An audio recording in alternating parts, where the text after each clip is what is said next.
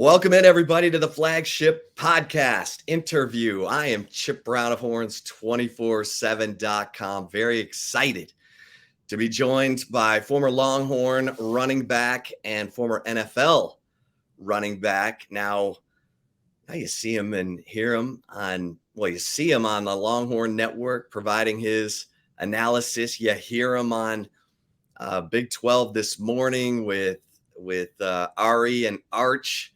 The one and only Fozzy Whittaker. Fozzy, how you doing?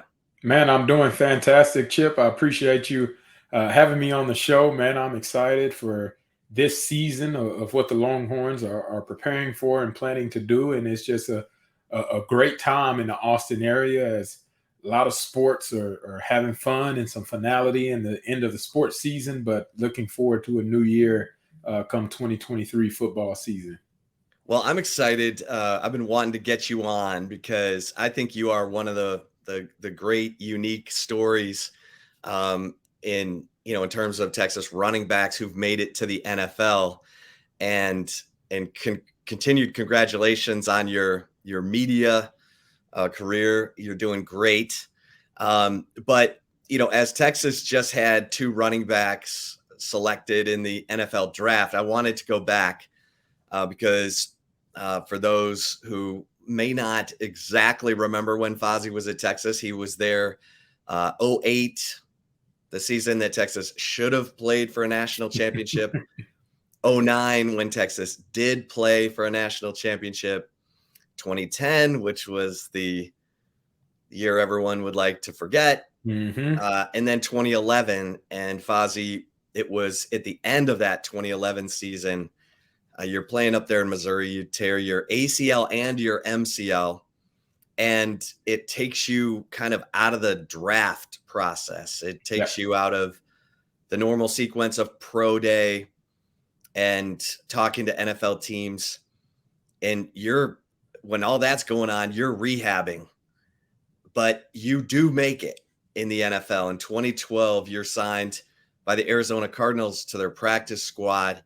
And I just want you to kind of remind everybody what that process was like for you, what that call was like from the Arizona Cardinals, because it was your entrance and you made it stick. You had a 6-year NFL career, but take me back to, the knee injury and then waiting for that call from the Cardinals in 2012.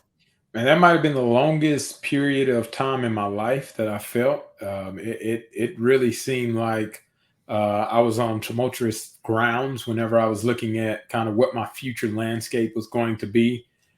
Everything seemed to be going well for myself personally, from a standpoint of where I was trying to get to, how my performance on the football field was equating to some of the hard work that I had put in up to that point. And starting to see some of the fruits of my labor. Now, our record as a team wasn't necessarily where we wanted it to be, but we were still headed in the right direction, considering we went 5-7 the year before. We were showing vast signs of improvement with a new look offense and a defensive unit, and trying to provide a spark to, the Texas fan base and all around Austin. And I was able to be a big part of that until that October game when tore my ACL, tore my entire knee up in Missouri, and it was literally one of those life-changing and life-altering moments in my life that now that I'm on the back end of that, it actually prepared me for the better. And at the time, man, I was going through a lot of emotions. Whenever I first hurt my knee, I probably knew that I tore my ACL because it was a feeling and a pain that I had never experienced to this degree before. And it was the most painful feeling that I had ever had.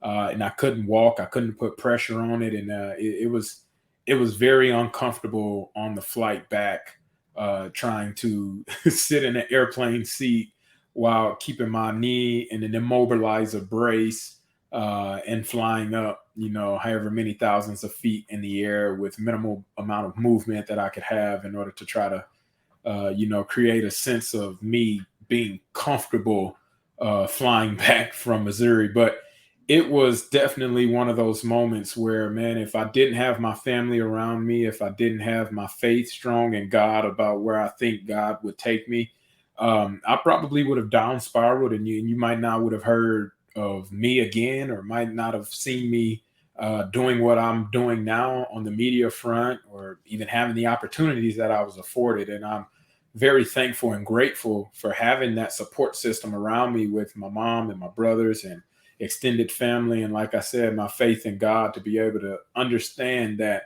the path that I had set forth for myself in my head, logically thinking, I'm speaking with scouts, and I'm speaking with agents that were talking to me, in the off season and throughout the course of the season, saying, "Hey, man, you're doing some great things. This could be a great opportunity for you to check out our agency and our company. We represent these people, blah, blah, blah." And it was like a dream come true moment for me. And literally after that injury happened and people found out the magnitude of that injury, everything ceased to exist from a standpoint of who was contacting me, the number of people still looking out for me, the number of people checking in on how my injury was going. And it was a dark time, I will say that. But like I said, I was able to see the light at the end of the tunnel because of the people that I had surrounding me, and the amount of love and the positivity that flowed from them continue to show out in myself. And so it was a hard off season that next year. I mean, the season ended. We win the Holiday Bowl in San Diego playing against Cal, and it was an awesome game. And man, my next reality was like, okay, football season is over. I'm done with my collegiate career. What is next for me? I still had one more semester that I was planning on completing to complete my master's degree. And it kind of worked out well that I was able to do that. I was able to graduate with my master's and finish off that last semester. And then I found a part-time job at an independence titling company for Bill Duval, ironically.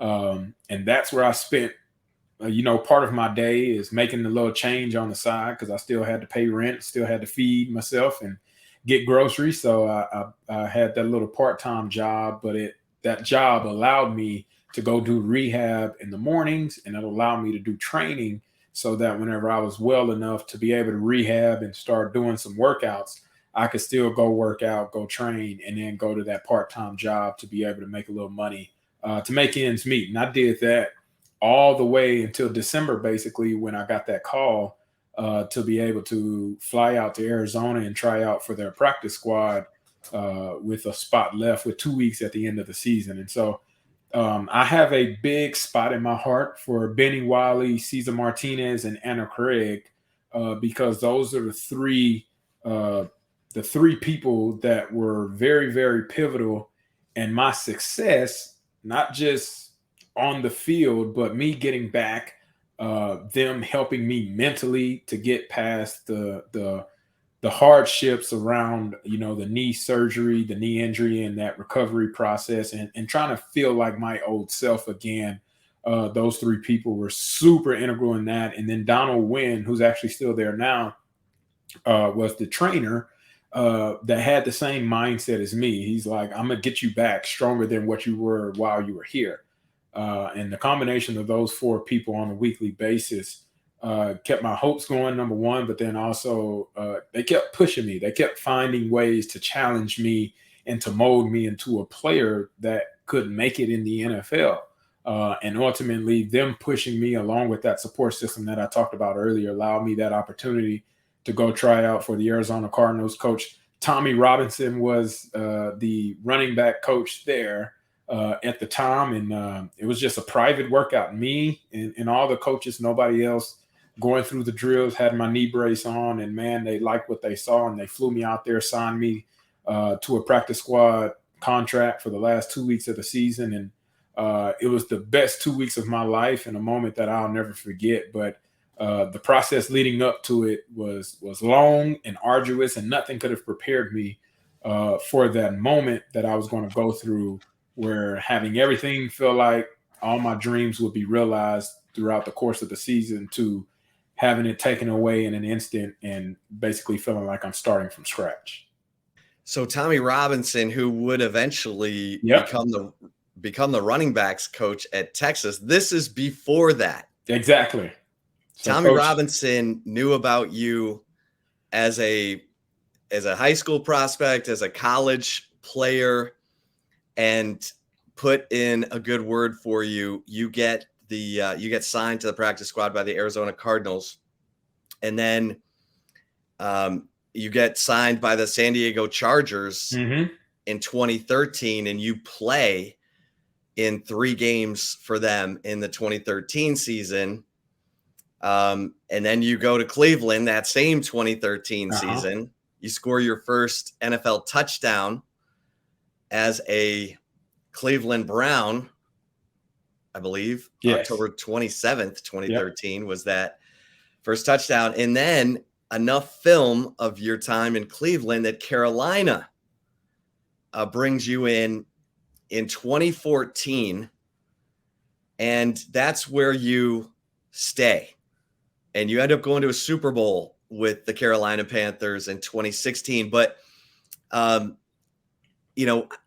did you end up in Carolina? Who was that person, who said, hey, we got to go get Fozzy Whittaker? Yeah, it's funny because I didn't necessarily have a true tie to anybody that was currently on the staff in Carolina. Now, the previous coaching regime, there were multiple people that mixed in with my time in San Diego and my time in Cleveland. Norv Turner was a phenomenal coach. Obviously, everybody knows who Norv Turner is and the offensive mastermind that he is. He spent time in both of those systems in Cleveland and San Diego. And the kind of offensive philosophy around what he ran and what Mike Shula, who was the offensive coordinator for the Carolina Panthers, ran, they all ran in the same kind of boat of how they like to call plays, the terminology that they used, the mindset that they had, and just what they saw success to look like from an offensive standpoint. They shared similar philosophies. And I think it was because of the amount of mingling that Ron Rivera had with San Diego and with some of the staff at the Browns. I think that just afforded the opportunity for me to go up there. I had to do another workout. This one was actually with another running back that actually went to Baylor, Glasgow. Glasgow Martin. He and I both were out there, and it was just a 2-man workout right at the beginning of training camp.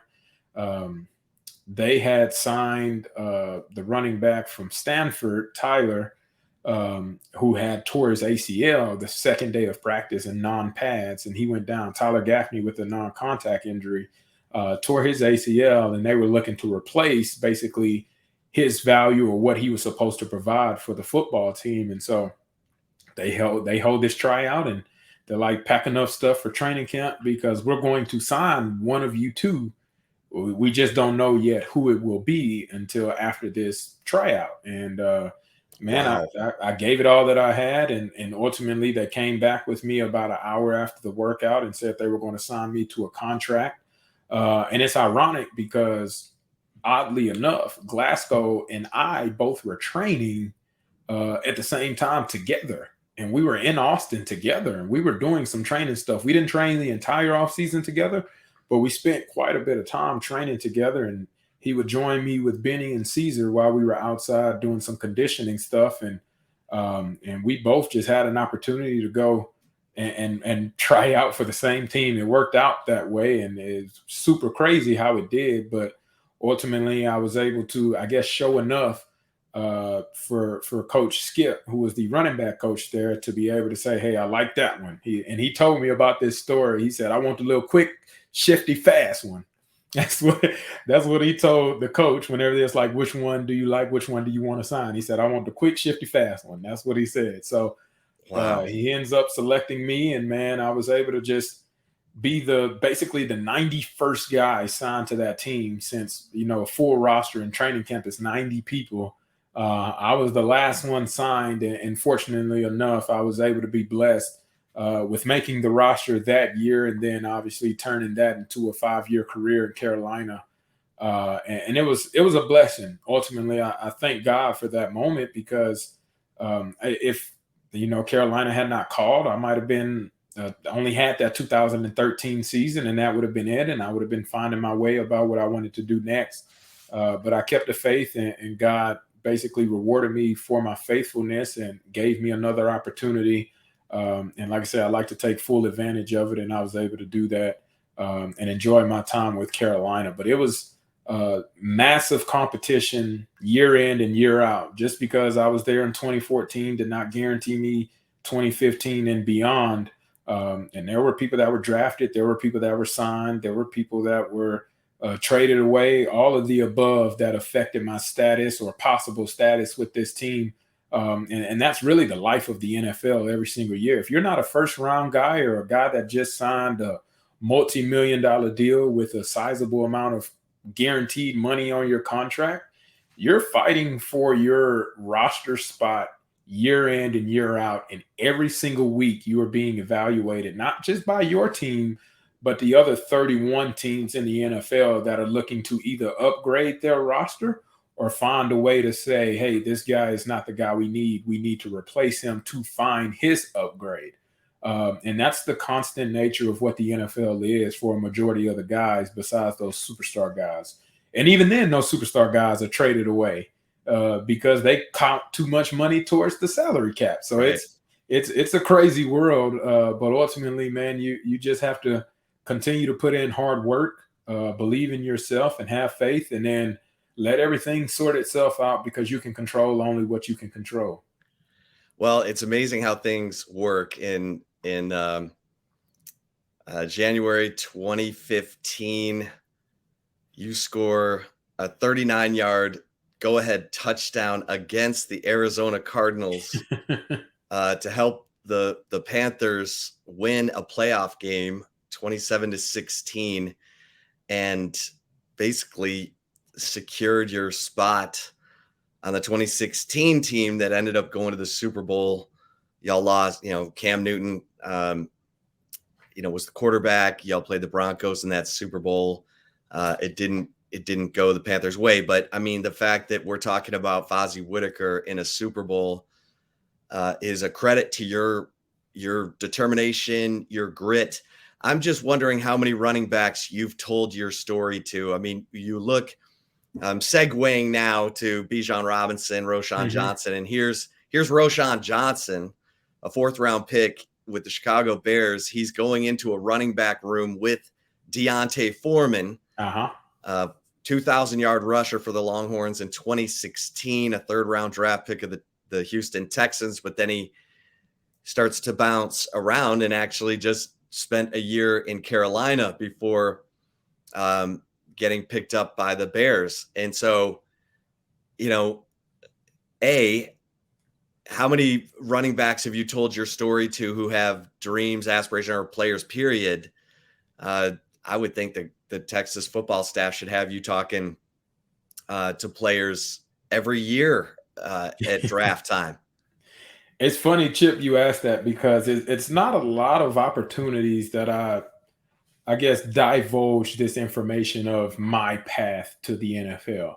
And the reason why I don't necessarily go into it unless one of those players asks me specifically for it is because everybody's path looks completely different. And it's going to be a completely different experience for Bijan Robinson and Roschon Johnson than what I had and what D'Onta Foreman had and what people before them, Jamal Charles, Cedric Benson, RIP.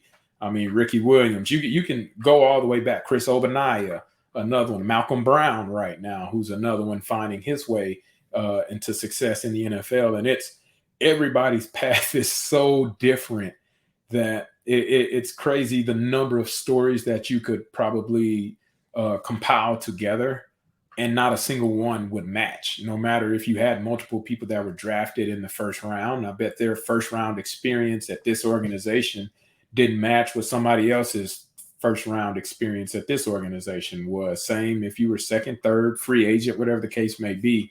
But ultimately, as a young kid and even me as a player, like you want to hear a little bit about what made the person that you kind of looked up to or the person that you saw before you make it to the NFL. You kind of want to hear, what they did or how did they get there, but it's only to a certain degree to like push you even more.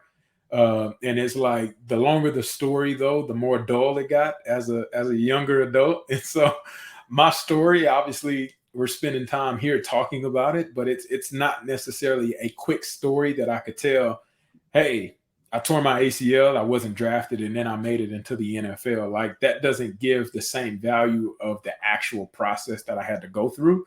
And if I break it down into that process, like it gets a little long, and I can say, 19, 18, 20-year-old kids probably are not wanting to hear about that in that moment. But if somebody shares that, hey, I want insight on what it was that made you into the player that you were, or what it was that allowed you to get into the position that you were put in, that's whenever I can go deeper and have more of a internal connection with those people about where I was in that time and how I was able to make it through the hardships that I was able to face. And then what kept me going each and every day to keep pushing, even whenever I didn't know if I was going to have another opportunity to play football again, or if there was another contract coming around the corner. And I kind of leave it up to the players to be able to tell me, or kind of filling out that relationship on how far or how deep they want to go into my story. But ultimately, I leave it at that as an opportunity to be able to share it if they want to hear it.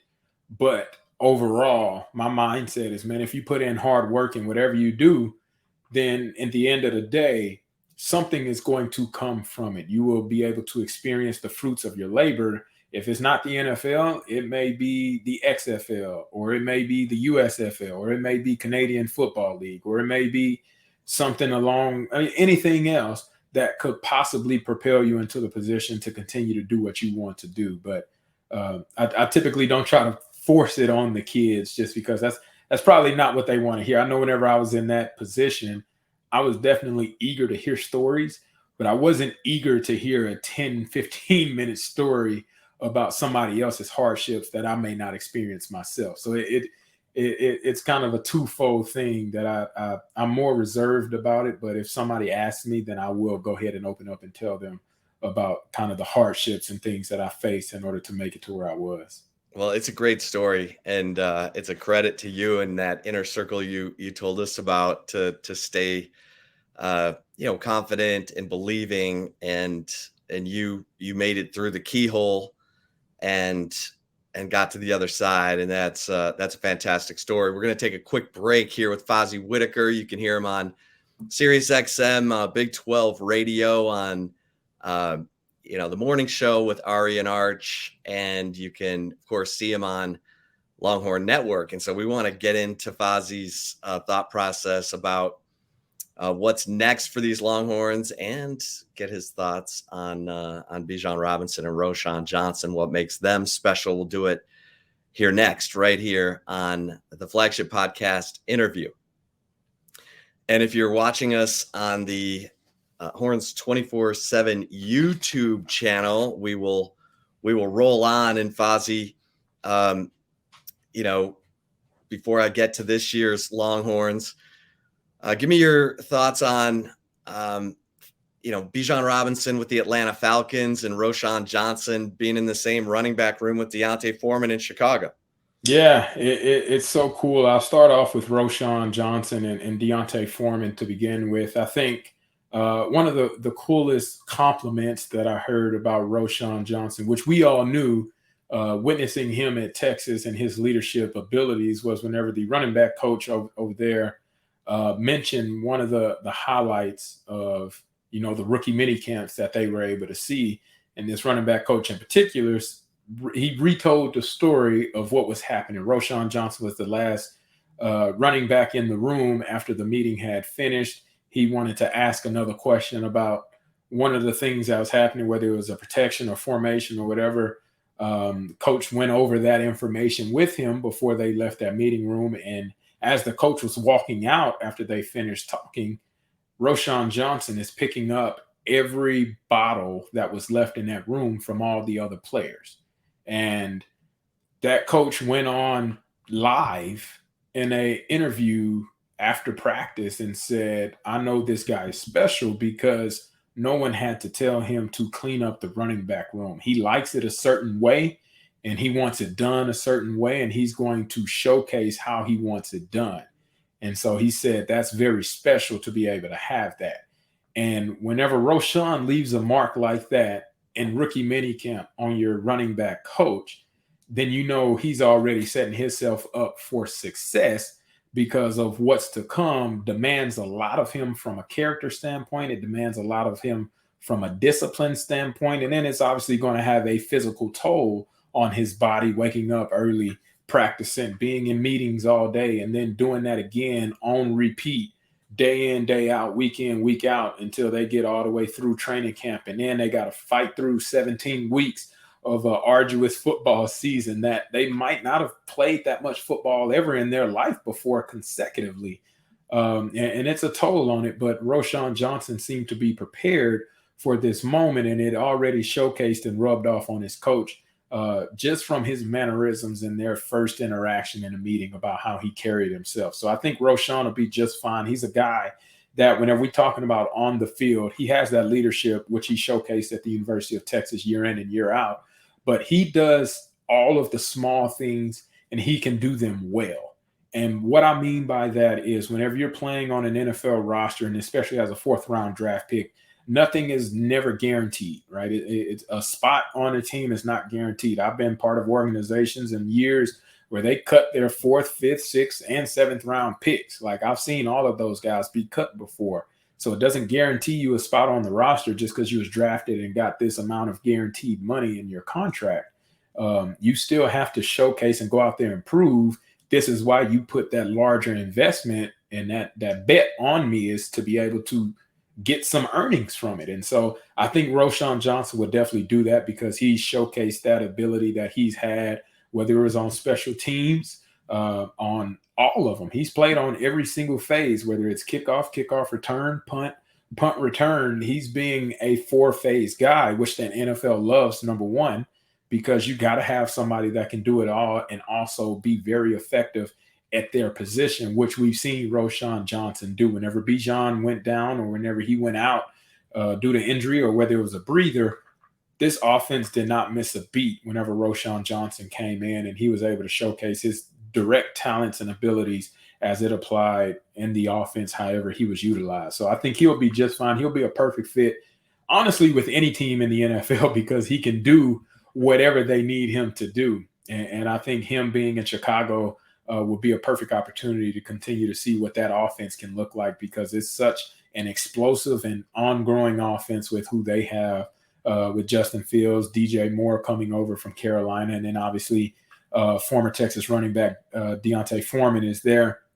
They can be a formidable, play on words. I got to be able to throw that in there. Formidable 1-2 punch that can be very dynamic with those two guys. And I definitely envision Roschon Johnson being on all 4 phases on special teams. And that's kind of the road that I had to take as well as a fringe guy. That's what they call us, those last few spots on the roster where if you're not necessarily a first or second string guy, you got to be able to provide value somewhere.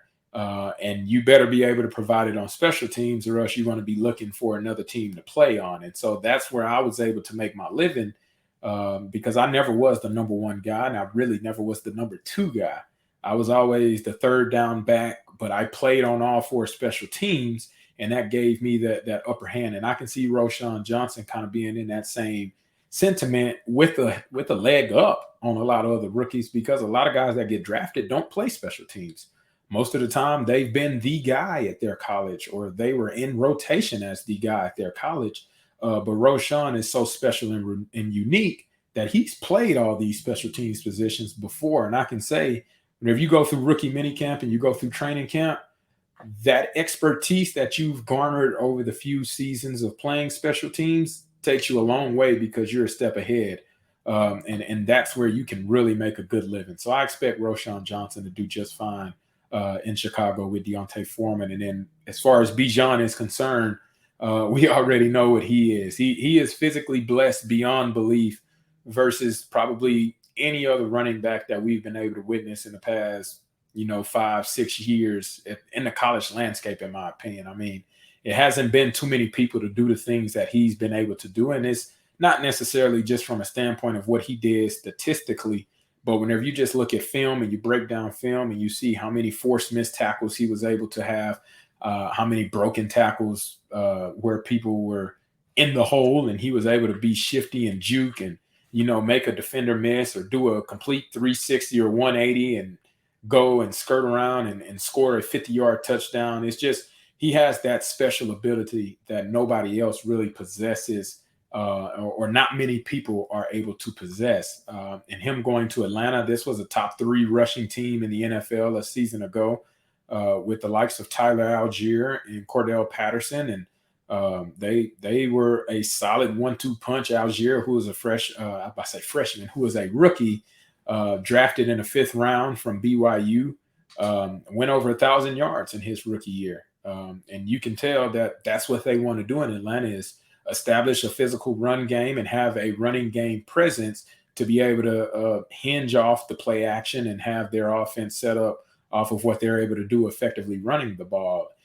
You add in a Bijan Robinson to that type of scheme, and I think he will be extremely successful.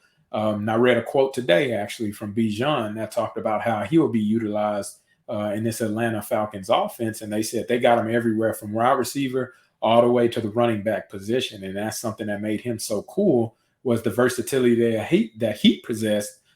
Is very unique in and of itself as well, because a guy of his size and a guy that runs the rock as well as he does, you don't typically see the combination of him being able to split out and run the routes and have the hands that he has. And so hearing that he's being utilized all over the field, similar to a guy that I played with in Carolina, Christian McCaffrey. Now, Bijan's a little bit bigger than Christian McCaffrey, but C-Mac plays everywhere, and he's still doing it for the 49ers. I mean, they got so many different funky formations in San Francisco with Shanahan calling, basically anything he wants and having success anywhere he wants.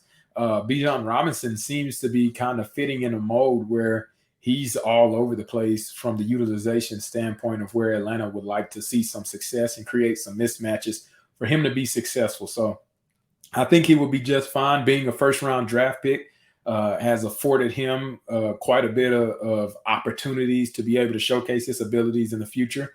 And I think he will be the right person for this Atlanta scheme.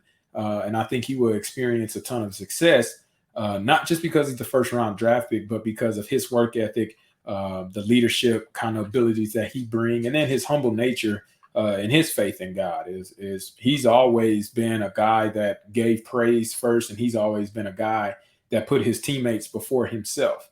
And that selfless nature, I think, will afford him the opportunity for his teammates to be like, man, I want to play for a guy like that. I want to push harder. I want to hold on to that block half a second longer to allow him to get to the edge. And I think that's what he'll be able to experience whenever he makes his NFL debut.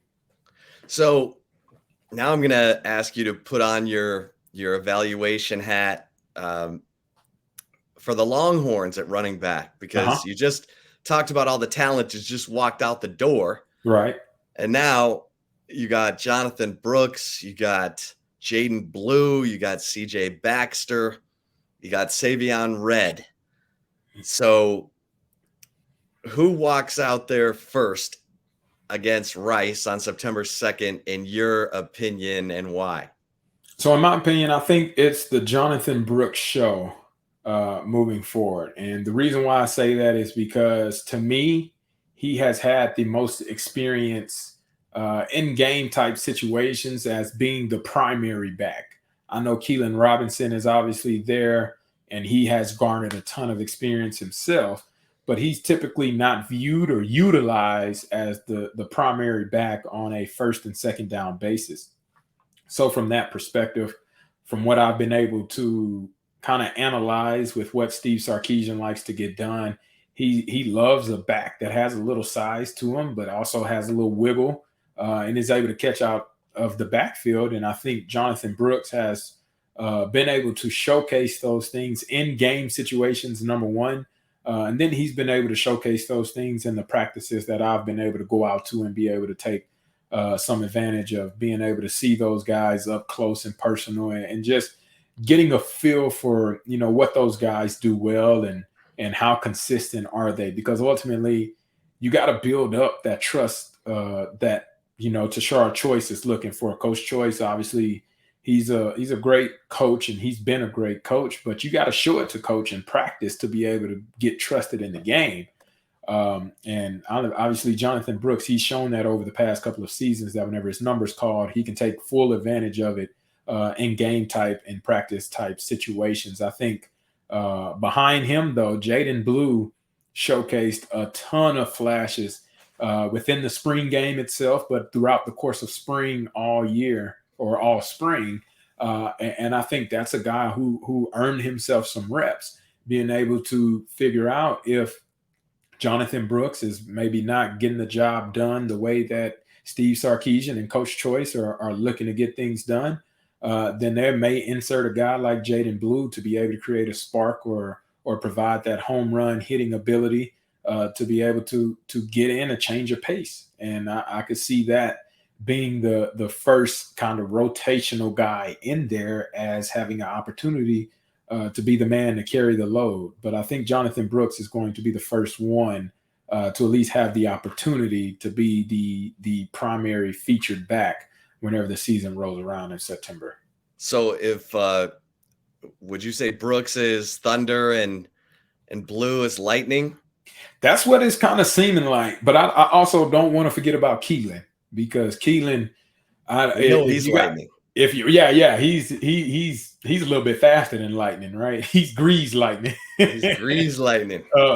But I can see all three of those guys contributing significantly in the season, similar to the way Bijan, Roschon, and Keelan were a big kind of support system for what Quinn Ewers needed to. Whenever you look at check downs, whenever you look at some of those running back first passing options, all three of those guys were big in the passing game. And I think whenever I look at Keelan Robinson obviously coming back, he's still going to provide that in those mismatches, especially whenever he's one-on-one with a linebacker. But Jonathan Brooks and Jaden Blue have that same type of opportunity to be able to create some mismatches in and of themselves.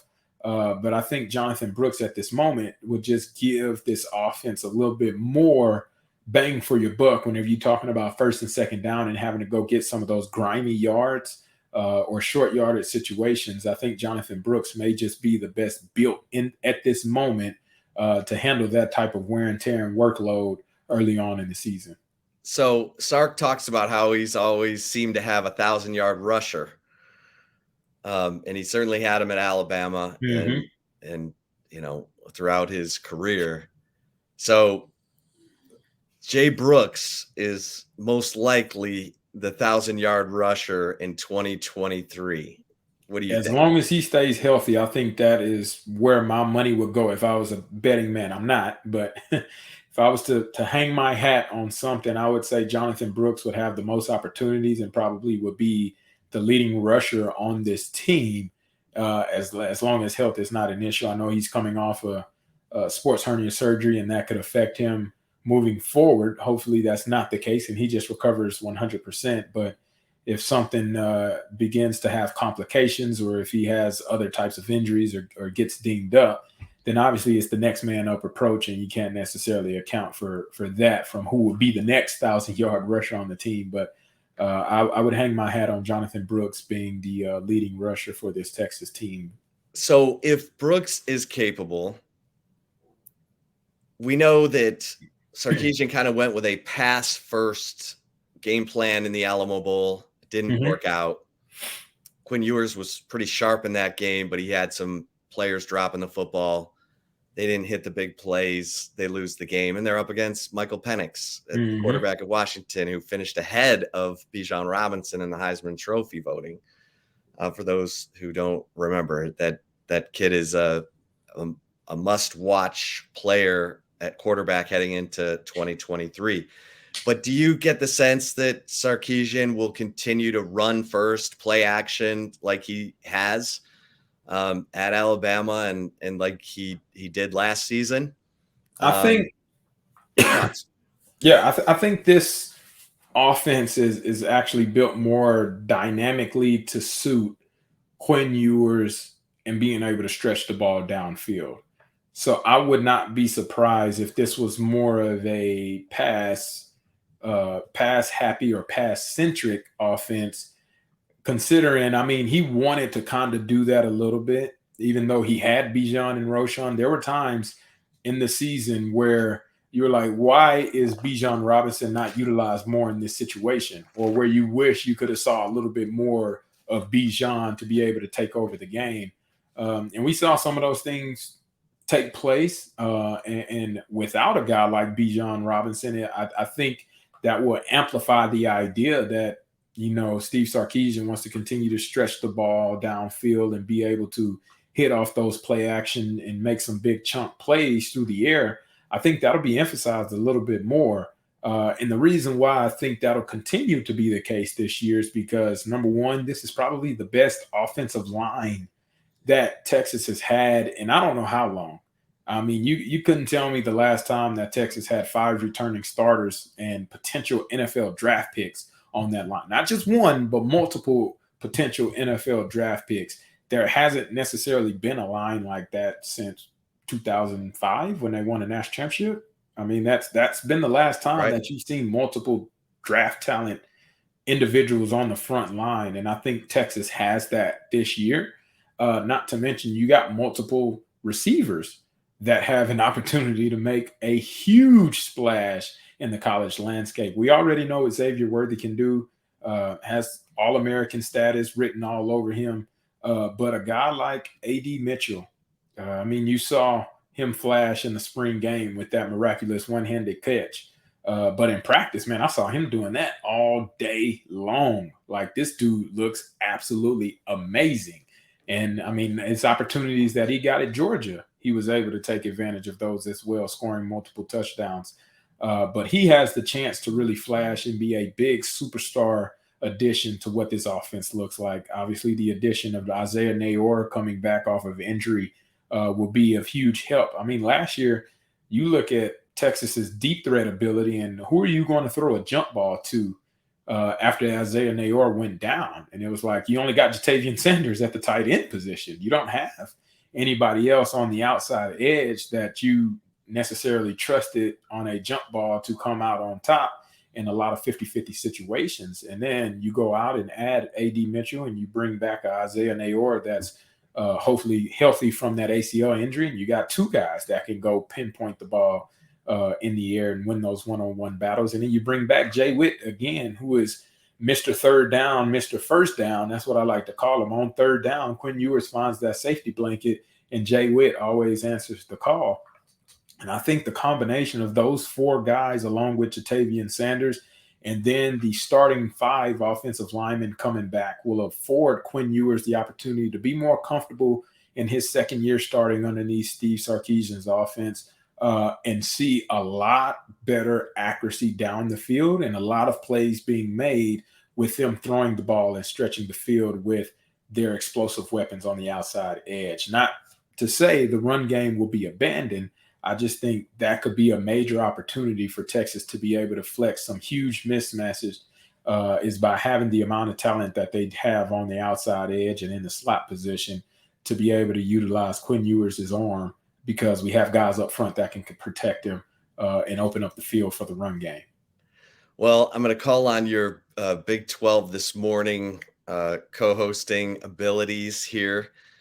What teams in the Big 12 pose the biggest challenge to Texas in terms of winning that hardware on their way to the SEC? Yeah, whenever you look at it, obviously the team on the other side of the Red River is always talked about. As much hype as Texas is garnering in the offseason right now and finishing spring ball and creating some momentum heading into fall camp. I mean, Oklahoma is getting just about the same amount of hype, if not more, than what they're trying to accomplish. And his second year for Brent Venables, you look at Steve Sarkisian on the flip side of things, his first year was a disappointment, going 5-7, and then year two you go 8-4 in the regular season, and you find some way to win some of those close games that you lost a season ago, and you got a ton of hype surrounding year number 3 for Steve Sarkisian. Now you look at it from Brent Venables' standpoint. Year one was a disappointment, and it seems like it's almost the exact same storyline of what Texas faced just a year ago. Now they bring back Dillon Gabriel, who was the PFF passing leader a season ago, just in case people forget that. But Dillon Gabriel was one of the most, I guess, quiet assassins from the quarterback position in the Big 12 that really was a huge addition to what Oklahoma was trying to get done and what Jeff Lebby on the offensive coordinator position was trying to get done.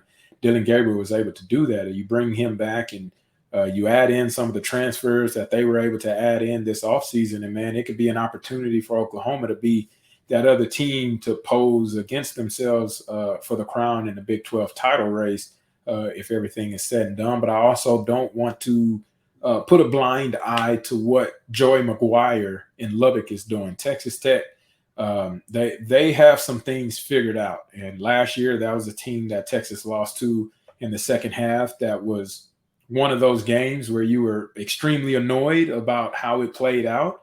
But I don't want this to be taken wrongly, but Texas Tech had some really good players as well.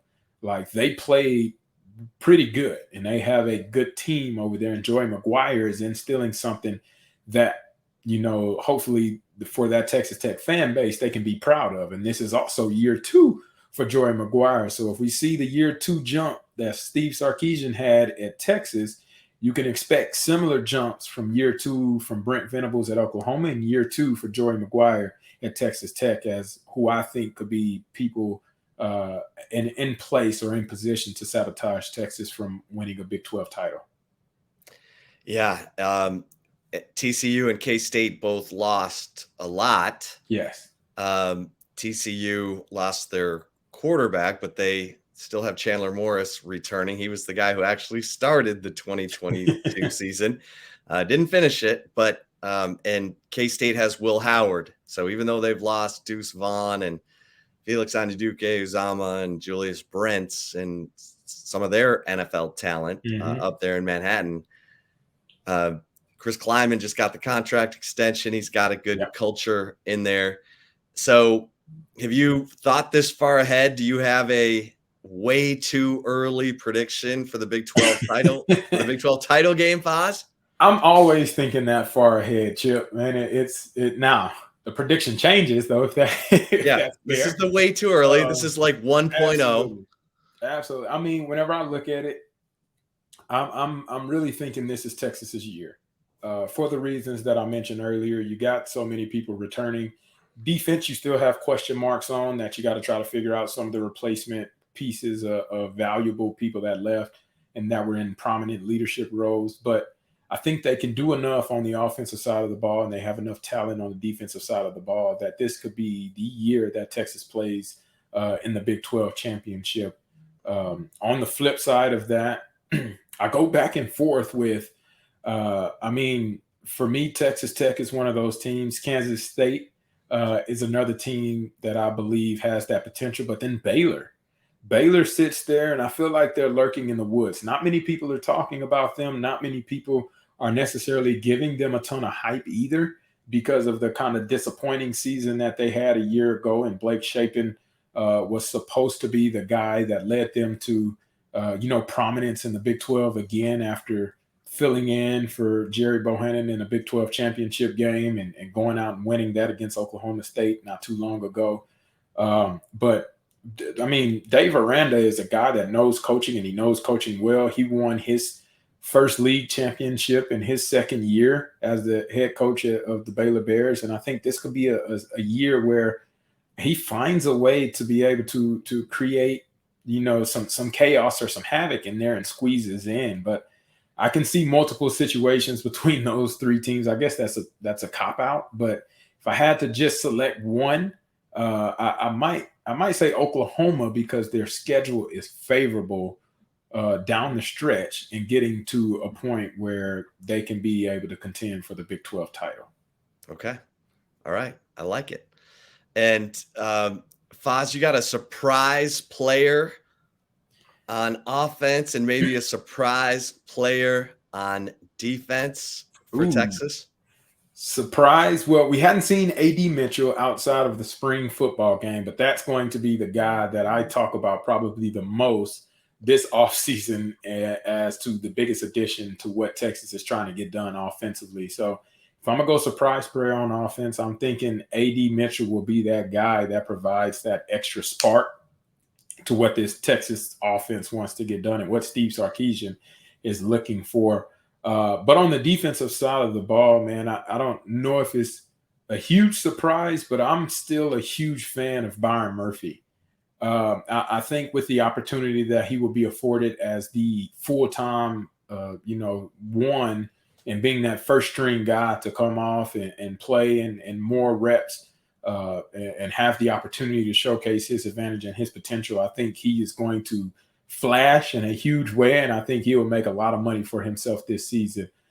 So I don't know if it's a true surprise since he's played before and we've seen kind of snippets of it, but I think we'll see that at a higher level and more clips of him doing that type of damage now that he's kind of thrust into that starting role. And when you say you think it's Texas's year, you have Texas winning the Big 12 championship game this year. I do have Texas winning this year. This is the opportunity that they got to take advantage of, and I think they can do that in year 3 of Steve Sarkisian's tenure. Yeah. Fozzy Whittaker, great story. I really appreciate you telling us the story again. I think it's a great tale of inspiration for players who, like you said, the fringe players coming out of college who the NFL maybe isn't thinking of, but once they get an opportunity, they make the most of it. Fozzy Whittaker, you are an inspiration. Captain America. And what else, you guys see Fozzy's future heroes there? Anything we can promote for you? I'm in my nonprofit. That's where we run our football camps out of each year, providing those free camps. I'll have my next one in August in Pearland at my high school. That'll be the first weekend in August that I have that camp hosted. It'll be my 9th year doing that annual camp. So that's been amazing, almost a decade now.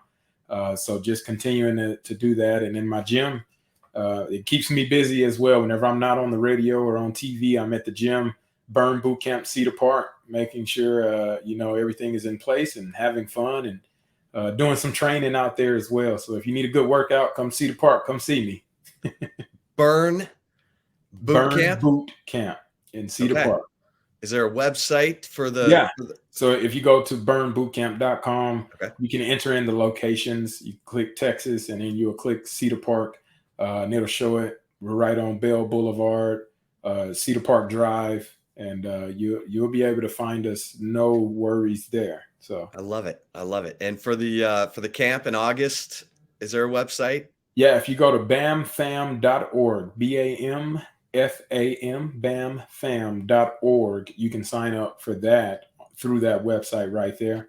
And that's the nonprofit organization that I pair my nonprofit with to be able to host all of these camps across the state and be able to allow them to be free as well. So bamfam.org will give you that registration link and other camps that are put on throughout the course of the year as well. Fozzy, great stuff, man. Keep up the good work. Love listening to you on Sirius XM Big 12 radio. Love seeing you on LHN. You and our guy Michael Griffin, and it's awesome stuff, man. Keep up the good work, and thanks so much for the time today here on the Flagship Podcast interview. Absolutely. I appreciate it, Chip. All right. For Fozzy Whittaker, I am Chip Brown. Until next time, we'll see you over at horns247.com. Stay safe and keep the faith.